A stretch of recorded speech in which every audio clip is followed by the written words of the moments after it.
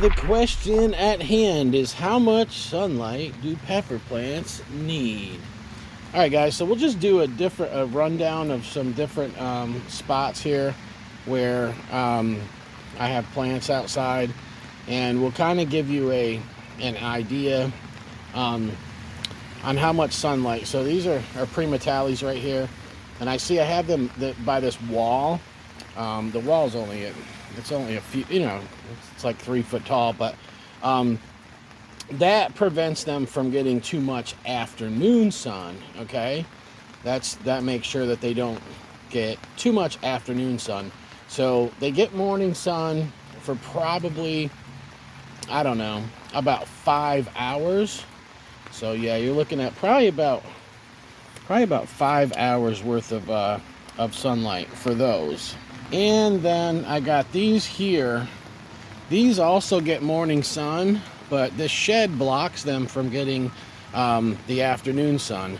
So they get probably about 5.5 to 6 hours. Then, along the beaten path, voila! These are on the other side of the shed. So these do not get morning sun, but they get afternoon sun. And the reason why I have them on these sides of the shed and none on the other sides is because I don't want them to have sun all day long. So what I've found is that both do fine. The morning sun and the afternoon sun, they both do absolutely excellent. I actually have a couple plants here. So these ones get, I don't know, because sun shifts and kind of just moves around, and some stuff gets in its way. So some part of the summer they get like 5 hours here, and other times later on they get about 7. And then you got these darn things. Okay, so these are up here. If you guys are wondering what that is around, that stuff is, it's bone meal. There's a couple of them that I forgot to put it in the soil mixture when I mixed the soil, so I sprinkled it around the rim, and it'll slowly melt in and be in the soil nonetheless. So these here, unfortunately, they get like, I don't know, about 10 hours of sun right now. But as the sun shifts throughout the summer, it goes over the building, and these will start getting a little bit less sunlight because the shadow comes upon them. But that's not until, like, I don't know, like mid-August. So right now, yeah, they're getting, I think, between 10 and 11 hours. I found, and you got a lot of people that swear by, oh yeah, your plants need 12 hours, or they need at least 8 and all this other stuff. I'm gonna be honest, the ones that are getting 6 and 5.5 and 7 hours always do better for me personally than plants that get 12 hours. It's raining out right now, and they're absolutely loving it. They're only getting sprinkles because there is a little bit of an awning here, but they love the rainwater. So yeah, so these I planted a little early. Well, not early really. Last year I had my plants out April 15th. Here we are in the last days of April right now, and we still have another cold spell coming. We have a day next week that says it's going to be 41, and the last time that happened was a couple days ago, and it actually dropped down to 39. And so some of my plants were out in that, and they may end up having some stunted growth. I didn't lose any, nothing died, but so I'm pushing the limits putting them out, to be honest. I had no clue that on May 3rd it's going to drop down to 41. So it's never happened since I've lived in this state. We had a cold snap once where it got down pretty low around the 26th or something like that of the month. But yeah, this is just ridiculous. Over here I got some plants that I'm gifting these, and I'll show you guys some of my other stuff. I got some other stuff. I got stuff planted that's been topped, but I think I did top them a little bit early this year. They weren't really big, and I know you can get away with it, but It's the new growth just takes. It seems like if you don't have a really thick stalk, that takes long. You see some of these are sunburnt. See the leaves like that? Yeah. That's just because I pushed the limits. But those, actually, a couple of them I'm gonna plant. I have some of these 5-gallon containers here.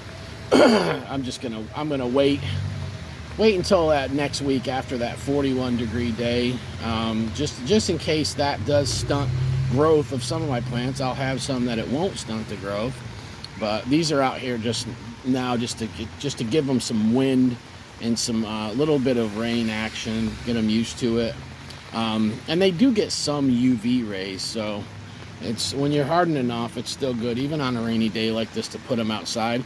That tray actually has holes poked underneath it, so that it won't fill up with water and soak the plants and have them, be overwatered. So I actually did have one tray from last year that I did that with. So if you are going to put your stuff outside and it's raining, make sure that you have holes or some kind of drainage in your tray, because you don't want that thing to fill up with water, man, especially cold rain like this. It's probably about 52 degrees out. So yeah, that's about it. There's a three, I think it's 3 years old. Yeah, this is a chocolate 7-pot Primo plant from, so this would be the 3rd year. So this is this was sprouted in 2021, and I overwintered it and grew it last year. It did really good last year, man. The phenos on it were better in year 2. It's crazy, but production was pretty good too. So this is the 3rd year. I kind of didn't give it enough water when it was inside. I was just being overly cautious with overwintered plants. Sometimes you got to be like that. So, but it does have some new growth coming out of it. Yeah, we'll just see what it does. I know it's going to get soaked for the next 24 hours because we are going to get nothing but rain here for at least 24 more hours. And that thing is it's in potting mix, which is very, very dense. That's the only thing. With some of these, I actually put some raised bed mix in them. If you see, some of them have a little more, you see some of the pine bark on top, and it's kind of tough. It's a tough decision to make, because if you put too much of the raised bed mix is actually really good for aeration, and it's just better for drainage than the potting mix.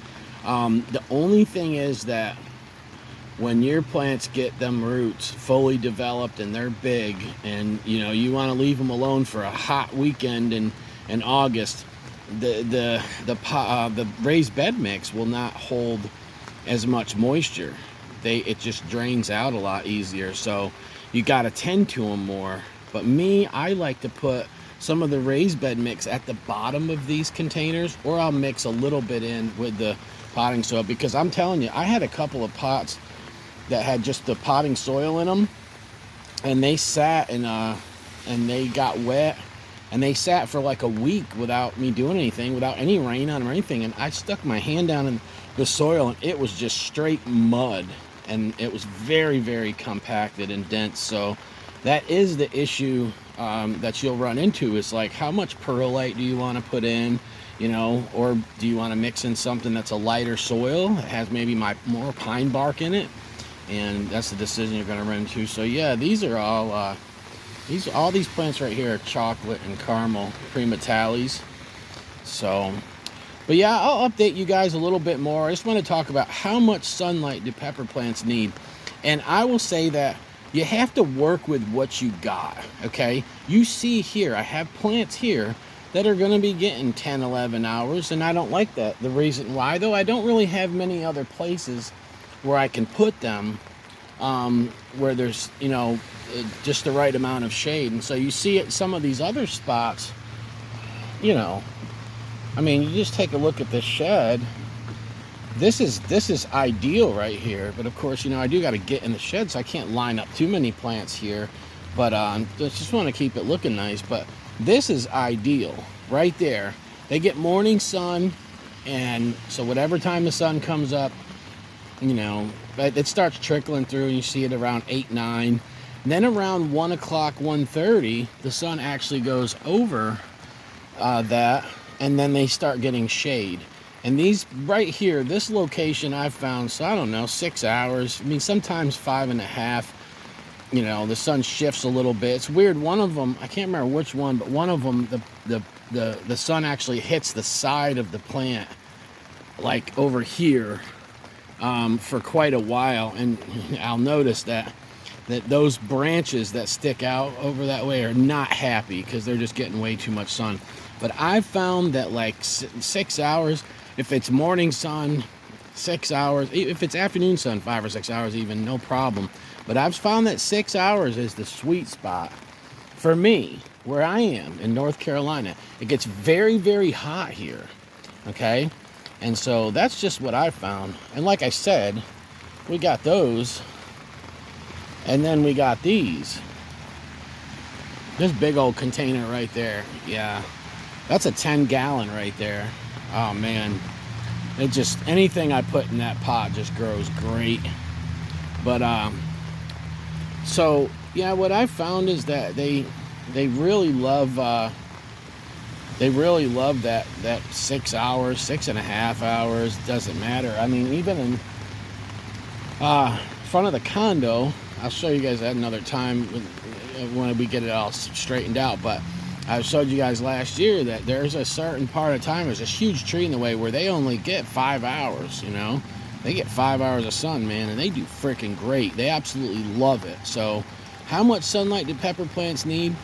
I would say between 5 to 8 hours is the best. Anything more than 8 hours, of course, if you're planting in a field, you're going to get 12 hours. Some of my plants, I have it in places where they get 13 hours of sunlight, okay? I mean, they literally get 13 hours in peak summertime. And they do okay, but they just, I don't know, I mean, they're just struggling, fighting the, you know, North Carolina, some days it's 100 degrees. But, so for me, where I'm at and in my location, I would say anything more than 5 hours, anything less than 8, but that 6 hours average is just great. But yep, and another thing, if you're up north, your plants can take more of that summer sun. So if you guys are in New York, anywhere up that way, you know, I'd say 9-10 hours is probably perfect. They can handle more of it.